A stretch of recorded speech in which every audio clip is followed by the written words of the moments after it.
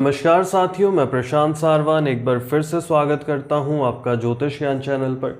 आज हम अपना लेसन नंबर 60 पढ़ेंगे और जानेंगे शनि की साढ़े साती और ढैया को, कि कैसे किसी की कुंडली को देखकर आप फलादेश कर सकते हैं कि इस व्यक्ति पर शनि की साढ़े साती या ढैया चल रही है और इसके क्या फल हो सकते हैं। क्योंकि आप जानते हैं हमारे समाज में शनि की साढ़े साती को लेकर बहुत सारी बातें प्रचलित हैं, तो उन सभी बातों पर आज की हमारी चर्चा रहेगी।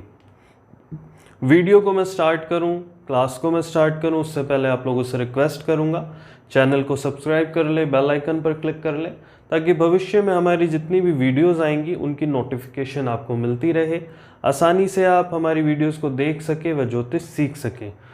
तो मैंने यहाँ एक छोटी सी डेफिनेशन लिखी है, उसको पढ़ेंगे। पहले जानेंगे शनि की साढ़े साती को कि क्या होती है, कैसे लगती है। तो आपको क्या देखना है, आप अपनी लग्न कुंडली को देखेंगे और लग्न कुंडली में स्थित चंद्रमा पर जब गोचर के शनि भ्रमण करेंगे तो इसे हम साढ़े साती कहेंगे। कैसे करेंगे वो भी मैं आपको एग्जाम्पल देकर समझाऊंगा।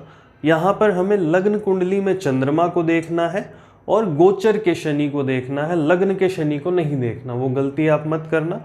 गोचर क्या होता है, जो ग्रहों की आज की जो सिचुएशन है, जो स्थिति है हमारे आकाश मंडल में, हमारे सौर मंडल में, तो उसे हम क्या कहेंगे, गोचर कहेंगे कि शनि आज किस राशि में है।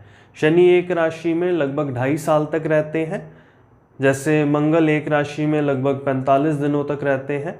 ये सभी बातें हम पूर्व में पढ़ चुके हैं, तो हमें गोचर को देखना है।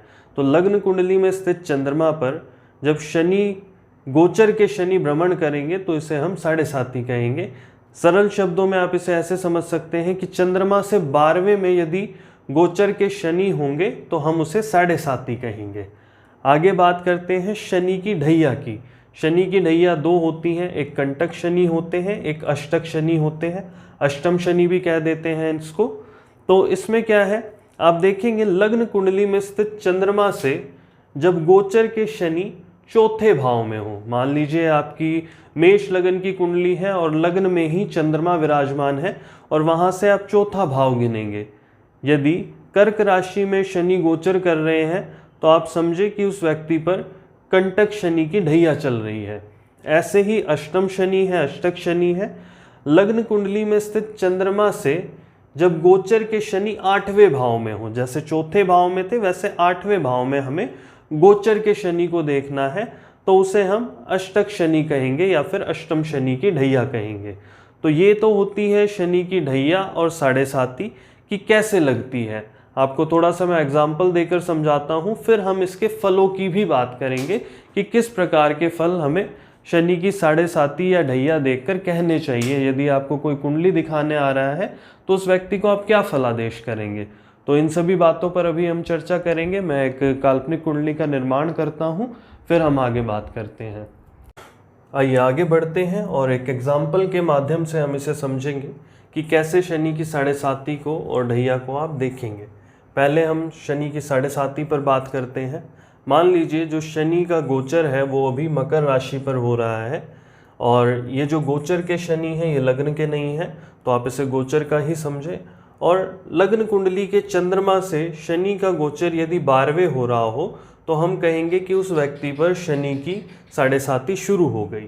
तो यहाँ लग्न कुंडली के जो चंद्रमा है वो विराजमान है कुंभ राशि में, तो आप यहाँ से 12वां भाव गिने, 1 2 3 4 5 6 7 8 9 10 11 और 12।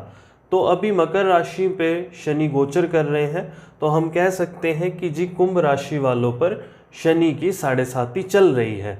बहुत आसान है, चंद्रमा जहाँ लग्न कुंडली में विराजमान हो वहाँ से 12वें भाव में यदि शनि गोचर कर रहे हैं तो हम कहेंगे कि उस व्यक्ति पर शनि की साढ़े साती चल रही है। और किन व्यक्ति पर चल रही है और किस व्यक्ति पर चल रही है, देखिए जहाँ पर शनि विराजमान है उस राशि वाले व्यक्ति पर शनि की साढ़े साती चल रही है। उससे एक घर पीछे आ जाए, जैसे मान लीजिए धनु राशि है तो धनु राशि वालों पर भी शनि की साढ़े साती चल रही है, मकर राशि वालों पर भी शनि की साढ़े साती चल रही है और कुंभ राशि वालों पर अभी प्रारंभ हुई है, अभी शुरुआत हुई है। जैसे ये आगे चले जाएंगे तो ये मध्य में आ जाएंगे कि लगभग 2.5 साल बीत चुके हैं इस व्यक्ति के। ये शनि यहाँ आ जाएंगे तो लगभग 5 साल बीत चुके होंगे साढ़े साती के। तो इस प्रकार से हम इसको कैलकुलेट करते हैं। तो जहाँ गोचर के शनि विराजमान हो, आप ऐसे भी समझ सकते हैं कि उससे एक घर पहले और एक घर बाद में जो राशियां हैं उन पर शनि की साढ़े साती अभी चल रही होगी। अब बात करते हैं शनि की ढैया की। ढैया मैंने दो बताई, कंटक शनि और अष्टम शनि। तो कंटक शनि चंद्रमा से चौथे में यदि शनि का गोचर हो रहा हो, किसी व्यक्ति की लग्न कुंडली के चंद्रमा से चौथे भाव में शनि का गोचर हो, तो हम कहेंगे कि उस व्यक्ति पर ढैया चल रही है। कैसे समझेंगे इसे? आप इसे, मैं मिटा देता हूँ इसको। आप देखिए, मैंने चंद्रमा को यहाँ पर बिठाया है तुला राशि में, तो यहाँ से गिने 1 2 3 और 4। तो चंद्रमा से चौथे भाव में शनि का गोचर है मकर राशि में। तो या फिर आप ऐसे भी समझ सकते हैं, जहाँ शनि गोचर कर रहे हों उससे पीछे जो चौथी राशि है उस राशि पर शनि की ढैया चल रही है। आप यहाँ से वापस गिन सकते हैं 1 2 3 4। एक ही बात है, चंद्रमा से चौथा गिन लीजिए या शनि से चौथा भाव गिन लीजिए, तो उस भाव में जो राशि है उसके स्वामी पर शनि की ढैया चल रही है। तो जो तुला राशि वाले व्यक्ति हैं उन पर शनि की कंटक ढैया चल रही है। अब बात करते हैं अष्टम ढैया। चंद्रमा से 8वें भाव में या फिर शनि से 8 भाव पीछे, जहां गोचर के शनि भ्रमण कर रहे हैं, जहां गोचर कर रहे हैं वहां से 8 भाव पीछे, या फिर चंद्रमा जहां आपकी जन्म कुंडली में विराजमान है वहां से 8 भाव आगे। तो देखिए 1 2 3 4 5 6 7 और 8 मकर राशि में यहाँ पर शनि गोचर कर रहे हैं। तो हम कहेंगे कि मिथुन राशि वालों पर भी शनि की ढैया चल रही है। कौन सी ढैया चल रही है? अष्टम ढैया। कंटक ढैया, अष्टम ढैया मैंने आपको दोनों समझा दी। कैसे हमें इसे देखना है वो भी मैंने बता दिया। साढ़े साती को कैसे देखते हैं वो भी मैंने समझाया। यदि आपको नहीं समझ में आया हो या मेरे समझाने में कोई कमी हो तो आप कमेंट में लिख सकते हैं, या फिर इस वीडियो को आप दोबारा से देखेंगे तो आप इसको अच्छे से क्लियर कर पाएंगे। एक बार देखिए, 2 बार देखिए, आसानी से इसको क्लियर करेंगे। अब बात करते हैं कि यदि आपने किसी की जन्म कुंडली में देख लिया शनि की साढ़े साती है तो उस पर क्या प्रभाव होंगे। देखिए, हमारे समाज में बड़ी भ्रांतियां हैं। शनि की साढ़े साती से बड़ा घबराते हैं लोग, ढैया आ जाए तो बड़ा घबराते हैं, है ना। और ज्योतिषी जी भी कह देते हैं कि ये उपाय कर लो, वो उपाय कर लो, बहुत सारी बातें हैं। देखिए, शनि की जो साढ़े साती है, ऐसा नहीं है कि वो आपके जीवन को खराब कर देगी या बर्बाद कर देगी, ऐसा कुछ भी नहीं है। शनि की साढ़े साती का प्रभाव हमारी मानसिक स्थिति पर पड़ता है, तभी तो हम उससे चंद्रमा से देखते हैं कि कौन से भाव में है। ठीक है जी। तो हमारी मनोस्थिति पर प्रभाव पड़ता है, और वो भी कितना? 10% 15%, बहुत ज़्यादा नहीं। 10% 15% जिस पर ढैया या साढ़े साती हो वो थोड़ा सा व्यक्ति दबाव में रहता है। और कोई भी जो घटनाक्रम होता है वो मैं आपको पूर्व में भी पढ़ा चुका हूँ। वो कैसे होता है? वो दशा और गोचर मिलके करते हैं। मान लीजिए किसी का आपको फलादेश करना है, आपने किसी की कुंडली देखी, उसमें आपको दिखाई देता है कि एक्सीडेंट के योग है, तो वो एक्सीडेंट होगा कब? तो आप उसकी दशाओं को देखेंगे और गोचर को देखेंगे।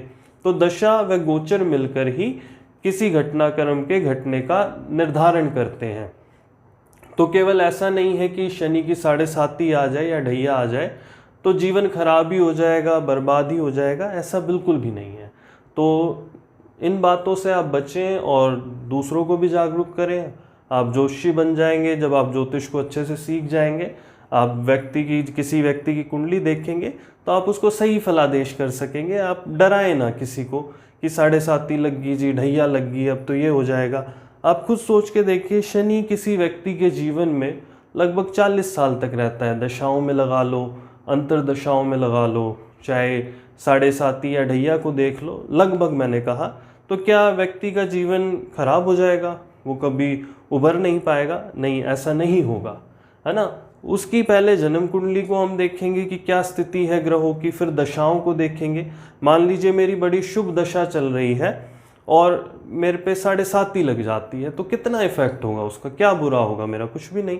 यदि मेरी बुरी दशा चल रही है और साढ़े साती के साथ साथ और भी गोचर के 2-3 क्रूर ग्रह मेरे किसी ऐसे भाव पर प्रभाव डाल रहे हैं, मान लीजिए 8वें पर, तो वहाँ पर मेरा नुकसान होगा ही होगा, है ना। हम क्या सोचेंगे जी 7.5 चल रही थी इसलिए हुआ, पर दशाएं भी तो अशुभ थी ना, अन्य गोचर के ग्रह भी तो उस भाव को प्रभावित कर रहे थे, तभी तो बुरा हुआ। अकेले 7.5 के कारण तो ऐसा नहीं हुआ। तो शनि की 7.5 या ढैया से घबराने की आवश्यकता नहीं है।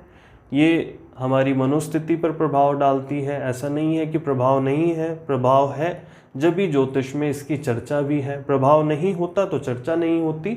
तो केवल 10% 15% व्यक्ति की मनोस्थिति पर यह प्रभाव डालती है। बाकी हम दशाओं को भी देखेंगे और अन्य गोचर के ग्रहों को भी देखेंगे। आशा करता हूँ आज का जो टॉपिक है मैं आपको अच्छे से समझा पाया हूँ। यदि मेरे समझाने में कोई कमी रह गई है या मैं अच्छे से नहीं बता पाया हूँ तो आप मुझे कमेंट बॉक्स में लिख सकते हैं, आप अपनी क्वेरी पूछ सकते हैं। यदि अपनी कुंडली का विश्लेषण आप मुझसे करवाना चाहते हैं तो आप डिस्क्रिप्शन बॉक्स में जो नंबर दिए गए हैं उन पर व्हाट्सएप कर सकते हैं, कॉल कर सकते हैं।